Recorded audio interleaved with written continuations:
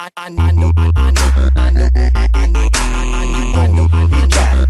it, we go. Biting, jocking, talking, and looking down on us, but we already know that it is simply because I know you hating on me just cause you like my style. I know you hating on me just cause you like my style. You know you hating on me. You're good, dog. Your work is done here. It was that quick. I appreciate it. We appreciate you. Ayman Moiladeen, everyone can follow him. What's your IG? Ayman M. Ayman M. Yeah, and there's a lot of food on that IG, if I remember. A lot of food, a lot of family, a lot of behind the scenes, and occasionally a post or two. There you go. All right, Ayman, I'll see you soon. Everyone, all right, be well, my around. brother. Take care. Go. See you, buddy. Good luck. See you, man. And as mentioned, we got other exciting stuff coming up.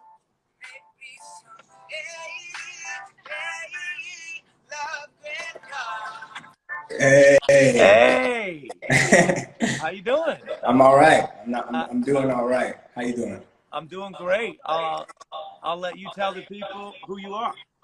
What's up, guys? I'm Berhana. Please pardon the bare backdrop.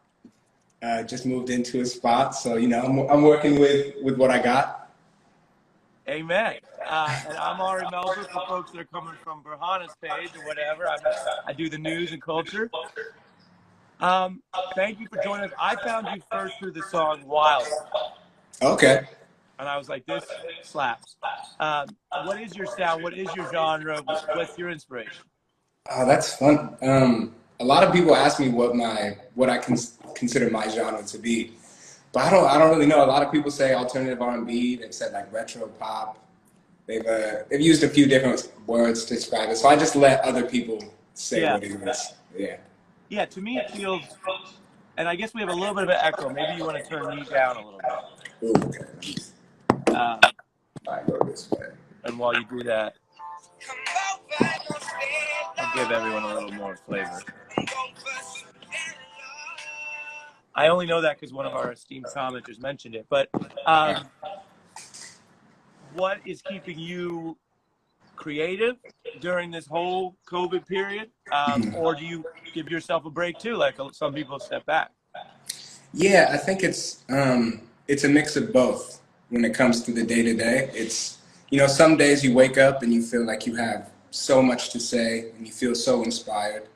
And then there are other days where you feel crippled by just what's going on around us in the world, whether it be the pandemic, the social injustices.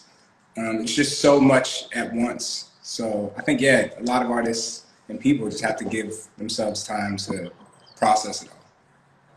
Yeah, and one thing, sometimes when I ask people questions, it's like people are like, why are you asking about that? But you gave me the heads up that you've been dealing with loss from COVID, but you are open to sharing it. And I do think it's so vital. Obviously, we do this in one way on the news, but for people to be able to talk about it, all the realities you're going through. So if you want to tell us a little bit about that and how you're doing with that.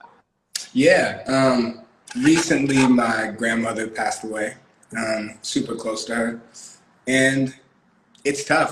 My heart really goes out to everybody that's had to deal with loss, whether it be directly from COVID or not. But it's already hard to lose someone, So to lose someone amidst like a pandemic going on, it's tough, but getting through it. And did you find that there being, because I talked about this once with some of the guests we have, it's like there's so much death around us. Did that affect how you were feeling? Or everyone's in their own life, so it's obviously just your own person that you know? Yeah, I feel like there is something to kind of feeling like so down already when it comes to, there being so much death around us. And then when it comes to, someone it's even harder, especially, not being able to, if you don't live with that loved one, you're afraid to fly and see them because they could get COVID. Or like with my grandmother, she wouldn't go to the hospital right away when she needed to go to the hospital because she's, everybody's afraid of COVID. Yeah. So it's like this byproduct. Yeah. That's really tough. Yeah. Yeah. Do you see that making its way into your music, or you don't know yet? I don't know. It's like a lot of, I'm sure it will. but right now there's just so much processing. So yeah, I don't know. We'll see. Yeah. What do you think of all of the civil rights and COVID themes we're seeing in music? I mean, it's you work as an artist, and it goes faster than any time in history. Yeah. I was driving yesterday listening to Anderson .Paak, Mm-hmm. and he had these lines that were like, unnamed agents picking people right off the street. And I'm like, Yeah. okay, he wrote it a couple weeks ago about that. It's gotten worse just this week, and I'm Yeah. Now listening like, Portland. Yeah. this is the news. You, a lot of you guys, you're on it. Mm-hmm. I think it's important. I think it's really important that there are artists that really want to get the message out now to their fans and their fan base. And I love that. I love that there are artists out there who want to, start documenting this right now. And I think further down the road, we're going to see other artists start popping up. The artists who have like really taken time to like sit and think over everything that's happening. I think there's going to be so much music and art that comes out of this. Yeah, I mean, that's wild because on the one hand, we've talked about this in our news reporting. A lot of artists, and explicitly Black artists in America, have been telling people about this for decades. Yeah. So the information was available, to be sure. On the other hand, it's like new stuff's coming out and people are really listening better. So if someone didn't know your stuff, right, and they only started listening today, like, okay, you can't go back. It's hot. Yeah. It's good if they're listening now. Yeah, absolutely. Like I said, I think that's super important to use the platform that we have in whatever way we can. Yeah. Now, tell us a little bit about your background. I read that you have Ethiopian background. Is that right? Yeah. So my mother and father are both from Ethiopia. I was born and raised in Atlanta. Lived there for most of my life, and went to school in New York, which is around the time when I started making music. And now I'm out in LA. Yeah. Yeah. Well, with the roots, I love, because I don't want to try to ask you a question that puts you in a box, right? They asked the philosopher Bernard Henry Levy once, are you half Jewish and half French? And he said in his French accent, I am 100% Jewish and 100% French. Yeah, yeah. So I don't know how you relate to it, but in this experience, a Black American experience with what we're living through, but also the African background. I mean, how do you think about it and where you fit into what's going on? Atlanta obviously got a lot going on. Yeah, absolutely. I think, growing up in the household I grew up in, I'm 100% Ethiopian. It's informed my entire identity. It's, with the food that I ate growing up. It's the language I heard growing up. It made who I am today. But as soon as I stepped out of that house, I wasn't seen as an Ethiopian or an Ethiopian American. I was seen as a Black man. So that quote resonates because it's as soon as I walked out of the house, I was just a Black person, and especially I grew up in Atlanta, sure, but I grew up in Georgia. So it's like I was reminded that constantly. So yeah, I agree. It's like two worlds at once. Yeah, and I'm curious, what does that say about the limitations of the way America treats people? Because on the one hand, big picture, like I'm never someone who just looks at the negatives, right? This is a country that has policies that welcomes people from all over the world, even with everything going on lately. Mm-hmm. So I'm the son of an immigrant. You said you're the son of two immigrants. Mm-hmm. So I think that's a positive. But on the flip, you're saying that then the country that actually at a policy level welcomes you in or allows you in legally, then at a societal level is treating you basically incorrectly. Like it's just making assumptions about you that aren't even your life experience. Yeah, absolutely. It's funny because now it's become so normalized. It doesn't even feel like a thing. Like when I go into a space, nobody's asking oh, what country are you from? Unless they're African or they're an immigrant, then that's when they're oh, I can tell you're from somewhere else. You're not American. But other than those like very few instances, that's not something I deal with. So it's become normalized, like being just grouped in with Black people as a whole. So you would say, again, because we're not saying whether it's one's better or not, but your experience, you're telling me, is that most white American people assume that you're not Just Black not American, from yeah. Ethiopian descent, and that you're a Black American, maybe from here longer. Mm-hmm. Yeah, I mean, we don't even talk about that much, right? Like, Yeah, yeah. totally. Have you gone out and sort of watched or engaged with any of these protests in the last few months? I haven't, only because I went back to Atlanta and I was staying with my grandma and like helping take care of her. Right. So her health was at risk. So for that reason, I stayed inside. But I've definitely been, in tune and watching.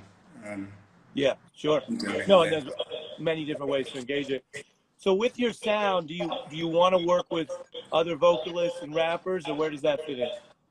I think so, yeah. I think now I'm in a place where I do want to experiment when it comes to collaboration, working with different artists, specifically vocalists. I really want to, go down that lane because from the most part, I've haven't really done many features.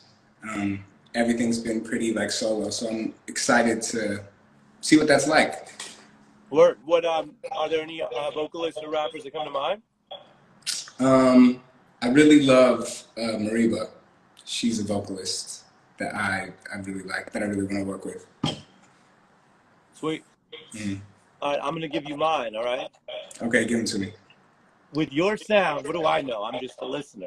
But I could really see like an ASAP Rocky, okay, chill Brahana track. Okay. You know what I mean? I'm not mad at that. Yeah. The right track. Yeah, and then I could also see like anyone with a really like just like soulful but happy baritone, like Slim Thug or old Richie Rich. If you know him, that's before your time, but he was out west.